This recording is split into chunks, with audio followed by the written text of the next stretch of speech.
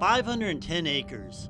That's the size of the Sunny Farms Landfill, whose towering mounds of trash stand out in the normally flat farmlands of Seneca County. But it's not just the physical stature of the site that looms as a behemoth in the community. Sunny Farms contributes millions to the region and is controlled by Tunnel Hill Partners, the largest integrated waste-by-rail operator in the United States. Many of the nearly 500 residents who attended a recent forum at Tiffin Columbian High School demanded that the site be shut down because of noxious hydrogen sulfide gas that continues to escape from the site.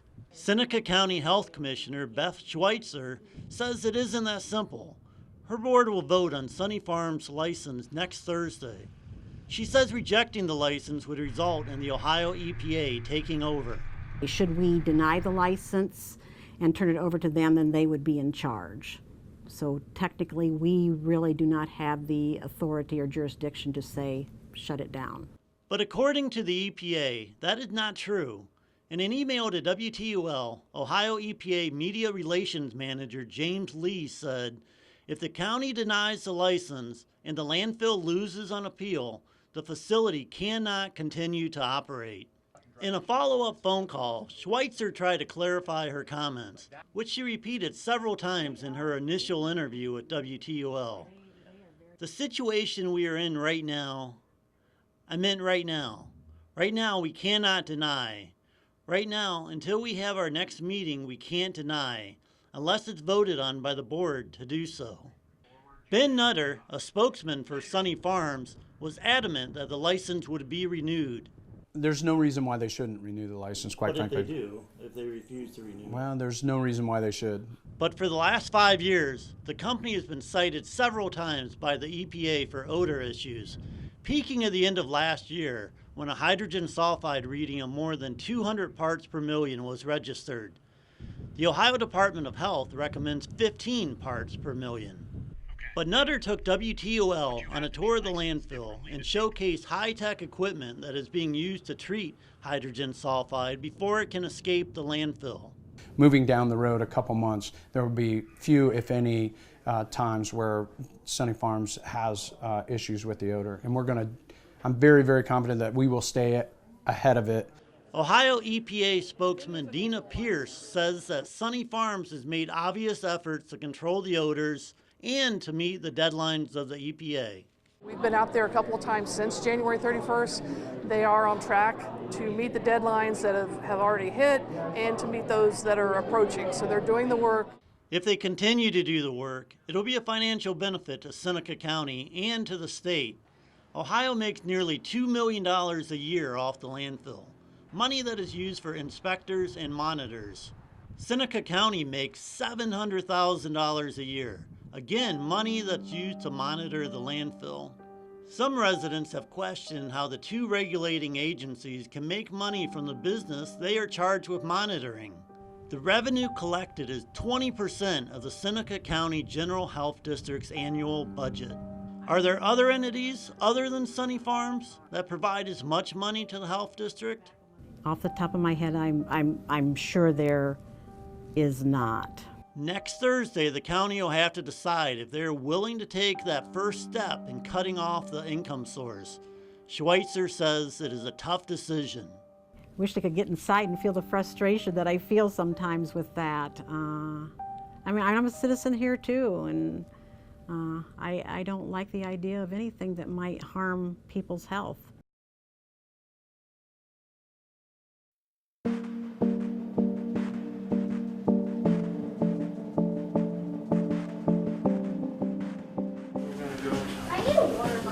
Allow me to introduce you to the Frisch family. They moved into this Fostoria house nearly 2 years ago, in April of 2017.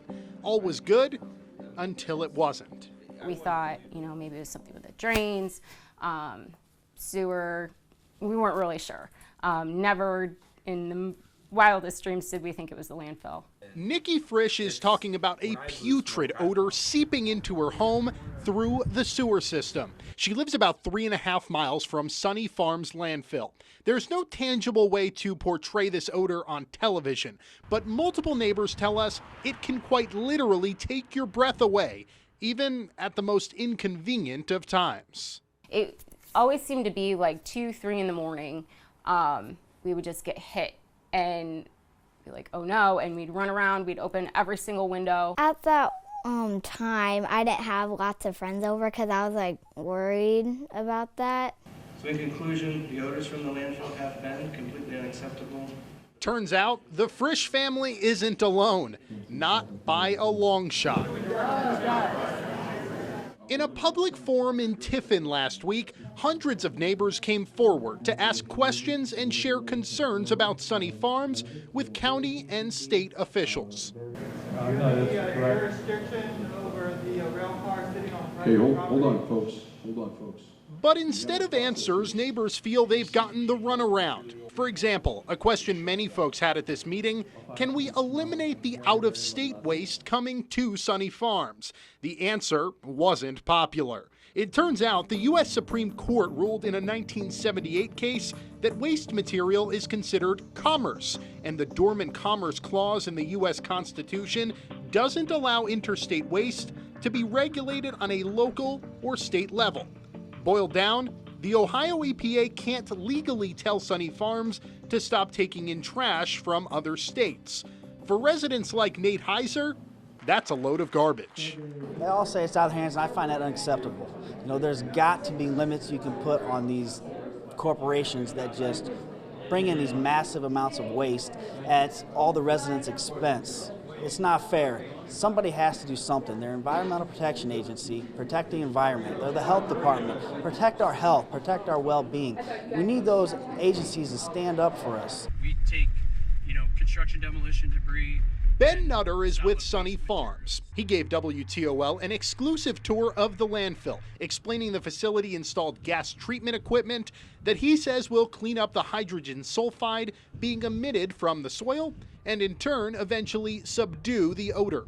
We know and we're confident that the systems that we're putting in place are the right systems and will do the job and will correct this temporary issue. So if people still have questions, and I'm sure many will, we'll continue to answer them, and we'll continue to prove to the community through monitoring and through community outreach, what we're doing to make sure that we don't end up in this situation again. While the Ohio EPA provides Sunny Farms with its operational permit, the Seneca County General Health District is responsible for the landfill's license. Beth Schweitzer has been health commissioner since 2014. She says the permit and license are different, but she incorrectly said the EPA has the final say.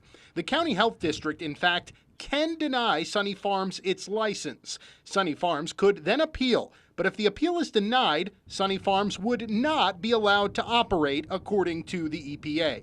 As far as the residents she represents, she says there's a legitimate argument to be had. I think there's enough public outcry that that's why we're looking at it so critically right now.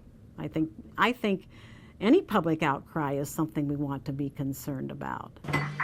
Back with Nikki and family, they'll continue on with their daily lives, hoping they'll soon be able to stop and smell the roses rather than the garbage.